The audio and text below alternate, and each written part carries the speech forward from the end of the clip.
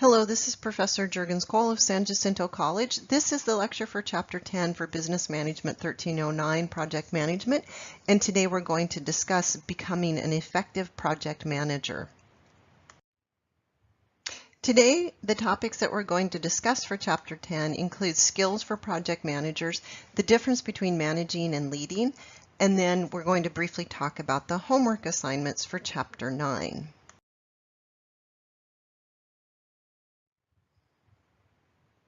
In Chapter 10, completing the activities required for Chapter 10 will meet the learning objective that describes demonstrating project plan development and execution schemes. So the topics that we're going to discuss start with comparing management versus leadership. As a project manager, an individual will be performing both functions that are managing and leading functions. On the managing side, a project manager is dealing with complexity. That is, he or she is working on plans and objectives to accomplish the project goals. He or she will monitor project results, the need to take corrective action, which is part of also Chapter 9, where we're talking in Chapter 13 about earned value management and evaluating when such a corrective action may need to take place. The project manager also in the managing function will need to expedite activities. Remember, we talked about how to crash the project schedule, and that would be an element of expediting activities in order to shorten the schedule.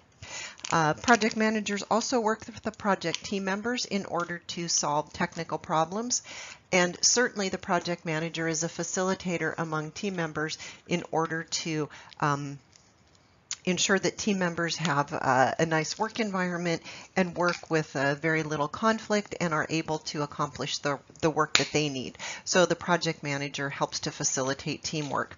In addition, the project manager will work on trade-offs, such as we discussed earlier in the term when we talked about the triple constraint, managing scope, schedule, and cost as particular trade-offs.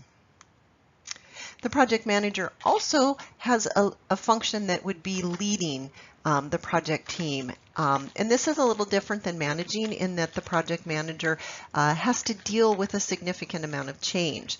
These are leading functions.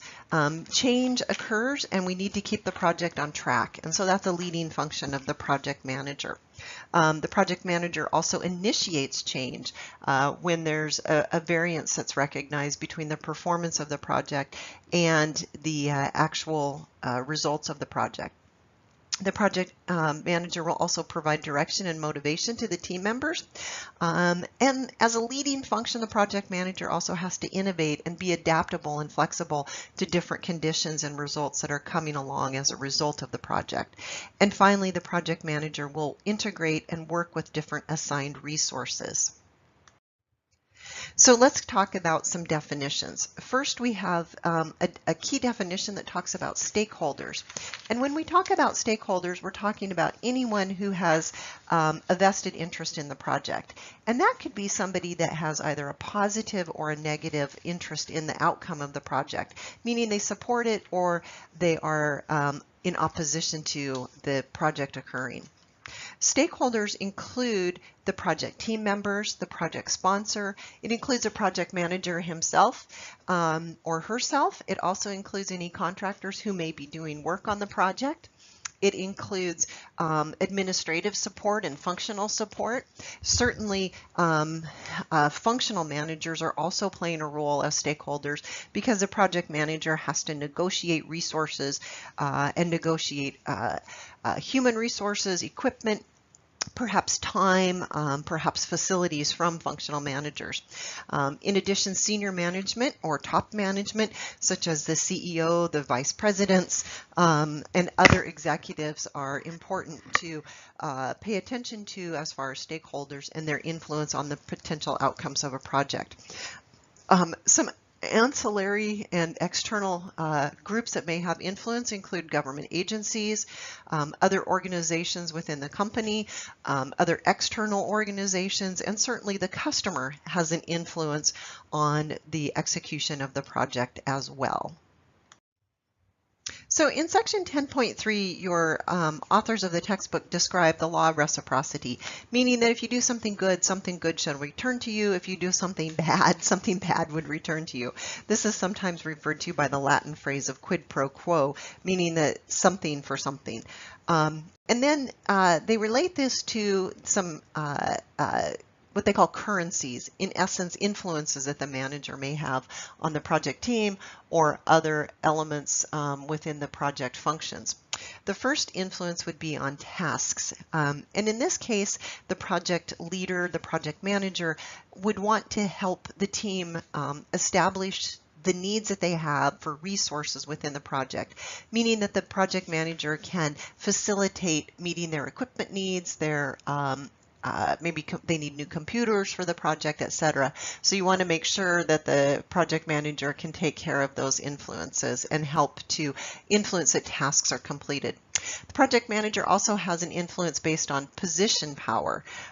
This means that the project manager gains respect from project team members because he or she has the title of project manager, but the project manager also can influence others' potential positions within the organization. If a team member does a very good job on a project, then the project manager might be able to help get that person promoted, for example.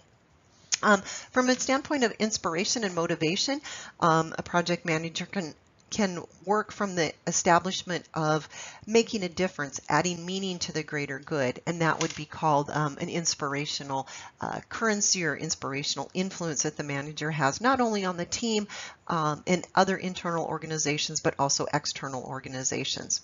The team manager also has relationship exchanges and influences in that he or she wants to strengthen the relationships with team members. A more cohesive team is going to be a more effective team. And then, of course, from a personal perspective, the project manager would want to work on individual needs and work on the influence and self-esteem of both himself and herself, as well as various project team members.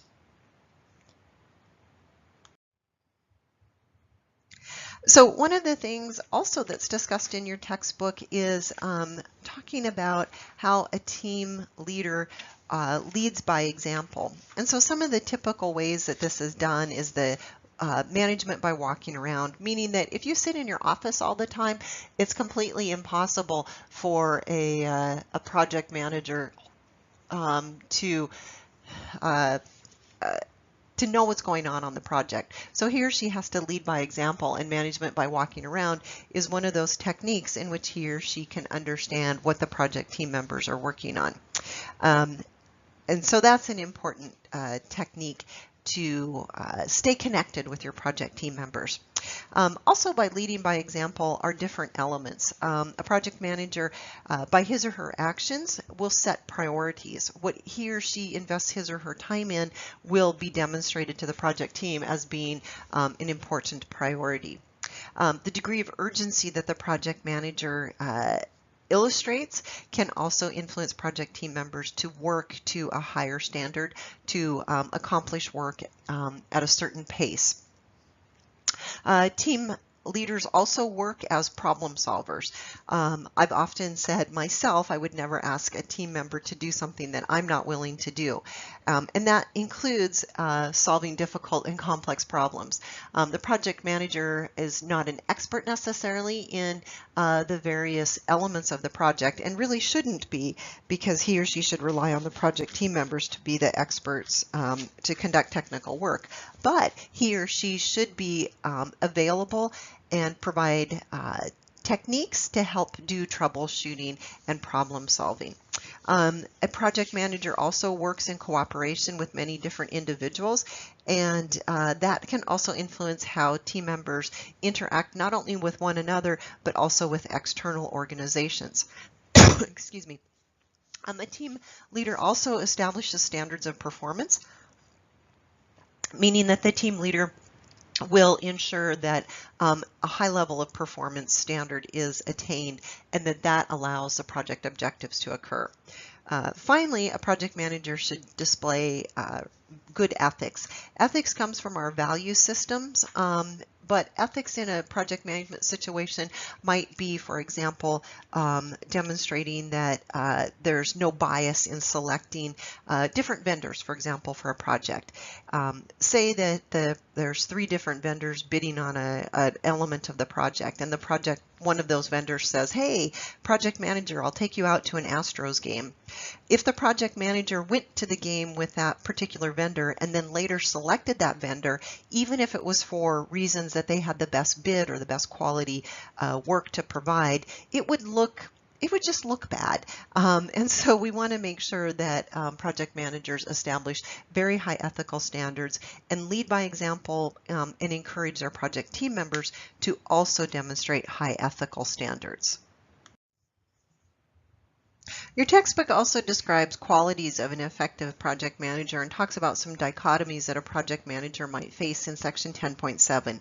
These are things balancing the degree of innovation that's required versus the degree of stability that's required in a project team and in operations. A project manager also has to see the big picture, be holistic, but also be able to dig in and get their hands dirty and work on single individual aspects of a project. As well, the project manager has to work with individuals and encourage and motivate team members on an individual basis, but also has to be looking at the overall project goals from a team perspective and stress the team perspective higher than individual perspectives. And finally, some managers are very hands-off, and there are times when it's good to be a little bit backed off and let the project team members do their work. And there's other times when it's important to be hands-on and more deeply involved in their activities. Also discussed in your textbook is the dichotomy of being flexible but firm. You cannot be a dictatorial manager without upsetting people, but being too flexible means that you're failing to make decisions. So there's a dichotomy between those two items as well. And then finally, depending on the organizational structure, remember we talked about functional organizational structures and matrix organization structures, the project manager needs to emphasize the team over any potential functional or departmental organizational loyalties. Also discussed in this section of your textbook are some traits that make an effective project manager. One of these is being a systems thinker, being able to look at the project holistically and understand how different parts fit together into the overall system. Having personal integrity draws respect from your project team members, and so that's an important trait as well. Being proactive to address problems before they occur is also tremendously important for a project manager, and also being proactive not only on technical problems but also on personnel issues as well.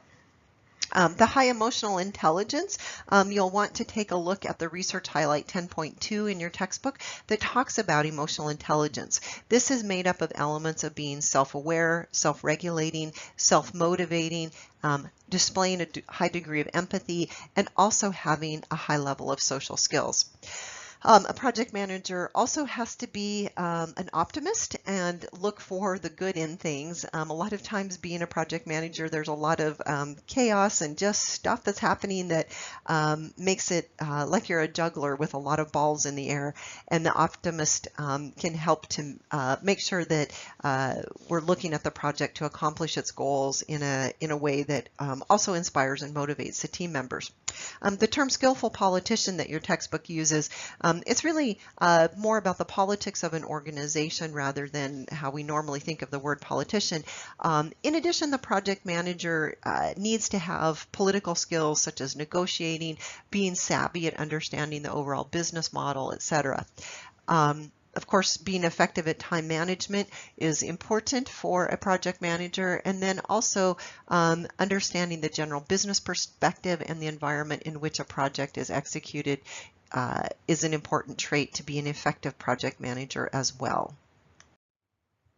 So let's take a quick look at the week 9 homework. So in week 9, we're going to take a look at some information based on chapter 10 for your project assignment. And in that project assignment, you're going to be writing a letter describing your leadership style to the sponsor, the customer, and some key stakeholders. And you can find more details in Blackboard on that assignment. And that will be describing your leadership style as a project manager for the particular project on which you're working. You'll also want to take a look at chapter 13 and do problem number 5 at the end of that chapter. And you'll want to check Blackboard for the specific due dates.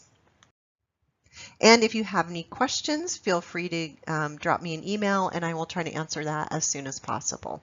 Thanks, and I hope you have a great day.